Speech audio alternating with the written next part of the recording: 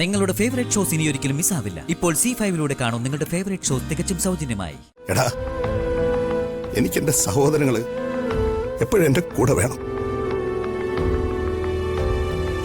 അവരെ നഷ്ടപ്പെടരുതെന്ന് എനിക്ക് നിർബന്ധമുണ്ട്.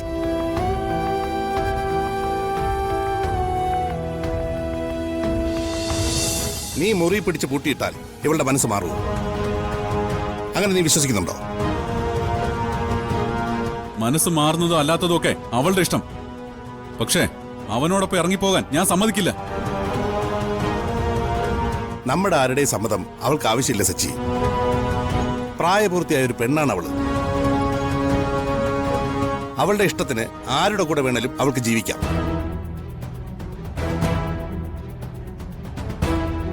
ധനുഷ് പോലീസ് സ്റ്റേഷനിൽ പോയി ഒരു പരാതി കൊടുത്താൽ അവര് വന്ന് നിന്നെ കൊണ്ട് തന്നെ ആ കഥ തുറപ്പിക്കും.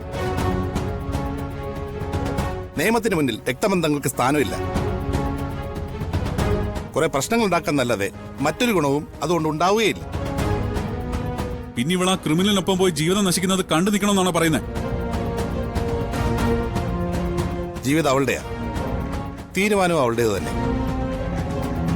അവളെടുക്കുന്ന എന്ത് തീരുമാനത്തിന്റെ ഫലവും അവൾ തന്നെ അനുഭവിക്കേണ്ടത്.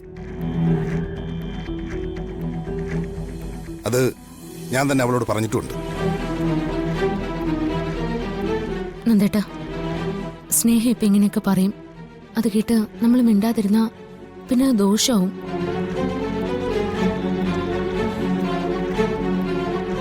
എത്രയും പെട്ടെന്ന് സ്നേഹയെ കൊണ്ടുപോയി ഒരു കൗൺസിലിംഗ് കൊടുക്കുക വേണ്ടത്. നല്ല ട്രീറ്റ്മെന്റും കൗൺസിലിംഗും നടത്തിയ അവളുടെ മനോഭാവമൊക്കെ മാറിക്കോളും. ഇനി ഇല്ലാത്ത ഭ്രാന്ത് കൂടി എനിക്കുണ്ടെന്ന് വരുത്തി തീർക്കുവാണോ നിങ്ങള്? എനിക്ക് മറ്റു മാനസിക പ്രശ്നങ്ങളൊന്നും ഇല്ലാത്തത് കൊണ്ടാ ഇപ്പോഴും ഞാൻ ഈ വീട്ടിലുള്ളത്. നിങ്ങളുടെ ഇടയിലൊക്കെ ജീവിക്കുമ്പോ ഭ്രാന്ത് വന്നില്ലെങ്കിലേ അത്ഭുതമുള്ളൂ. നീ മതിയാക്ക്. നീ അകത്തേര് പോവാൻ.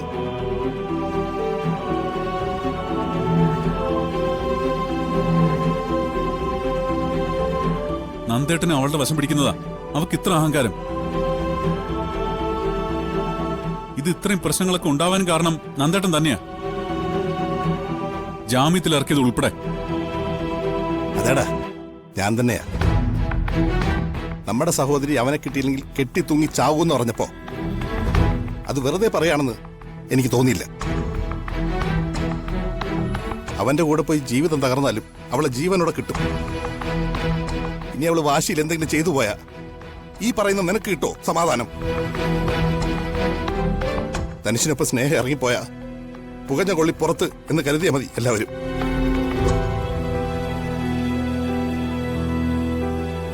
അവൾ ആഗ്രഹിച്ചൊരു ജീവിതം ആവില്ലെന്നറിഞ്ഞിട്ടും ഞാൻ മറുത്തൊരു വാക്ക് പറയാത്തത് അവളുടെ കൂടെ ആരെങ്കിലും ഉണ്ടെന്നുള്ള തോന്നൽ നഷ്ടപ്പെടാതിരിക്കാനാ.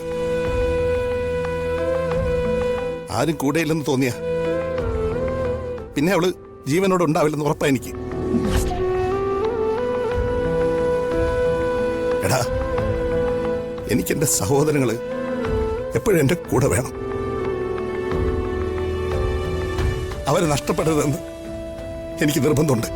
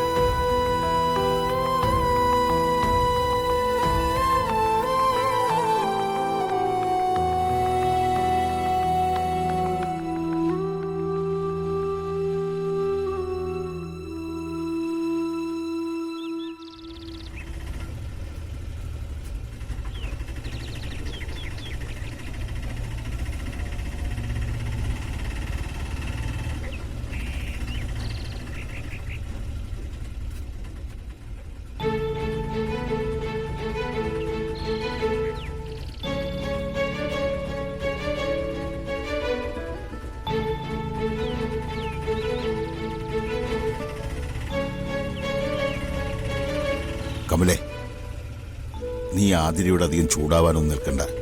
മറ്റാരുടെയും മുന്നിൽ നമ്മളൊന്നും അറിഞ്ഞ ഭാവം കാണിക്കുകയും വേണ്ട. കേട്ടല്ലോ? ആ അച്ഛമ്മേ, മോളെ, മുത്തശ്ശി, അച്ഛൻ വന്നില്ലേ? സുഖമില്ലാതിരിക്കല്ലേ മോളെ അച്ഛന്, പിന്നെങ്ങനെ വരാനാ? കേറ്.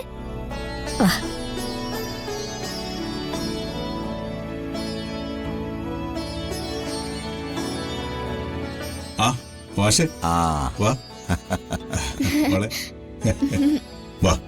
ആ നിന്റെ കുഞ്ഞാവ എങ്ങനെ ഇരിക്കുന്നു? വാ, കുഞ്ഞാവിടെ അടുത്ത് നമുക്ക് വേഗം പോവാം. ആ, ഞാനേ ആതിര ഒന്ന് കണ്ടിട്ട് വരാം. ആ വാ മോളെ. മാഷെ, വാ. ആ ഇരിക്കും മാഷെ. ആ.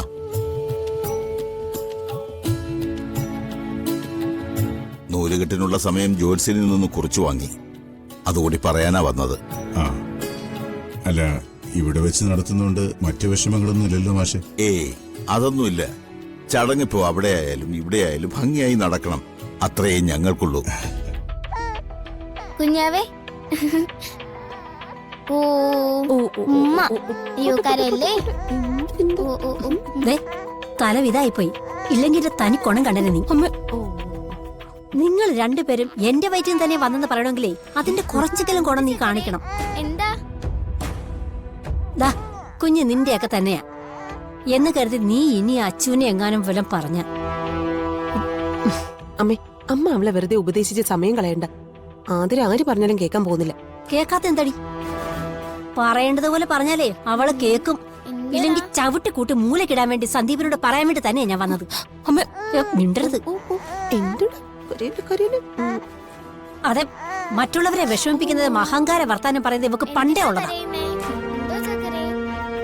പലതവണ ഞാനത് പറഞ്ഞ് വിലക്കിട്ടുള്ളതാ. നീ അത് മനസ്സിലായില്ലെങ്കിലേ നിന്റെ ജീവിതത്തിൽ അത് ദോഷം ചെയ്യുള്ളൂ. പറഞ്ഞില്ലെന്ന് വേണ്ട. എന്തൊരു സാധനോ, വലിയൊരു അമ്മ. അപ്പൊ മാഷ് പറഞ്ഞ ഡേറ്റിലും സമയത്തും തന്നെ നമുക്ക് നടത്താം. ഒക്കെ സേതു പറയും പോലെ.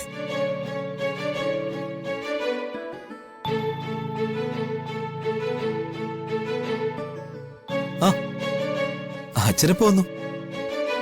കുറച്ചു നേരം ആയതേയുള്ളൂ. നൂലുകെട്ടിനുള്ള സമയം കുറിച്ചായിരുന്നു. അത് നേരിട്ട് വന്ന് പറഞ്ഞിട്ട് പോകാമെന്ന് കരുതി. അച്ഛൻ മാത്രം വന്നോളൂ? അല്ല, കമലയുണ്ട്. ആതിരയുടെ അടുത്ത് കാണും. എടാ, നന്ദൻ വന്നില്ലേ? അച്ഛാ, ഏട്ടൻ വൈകിട്ട് വരൂ. ഹലോ ഹലോ മൂർത്തി. ധനുഷ് ഇവിടുന്ന് അങ്ങോട്ടേക്കാണെന്ന് പറഞ്ഞ് ഇറങ്ങിയിട്ടുണ്ട്. ഇങ്ങോട്ടാണെന്ന് ഉറപ്പാണോ? അതെ. ഏയ്, ചിലപ്പോ അവൻ നിന്നോട് കള്ളം പറഞ്ഞായിരിക്കും. ഞാൻ പറഞ്ഞതല്ലേ വരണ്ടാന്ന്.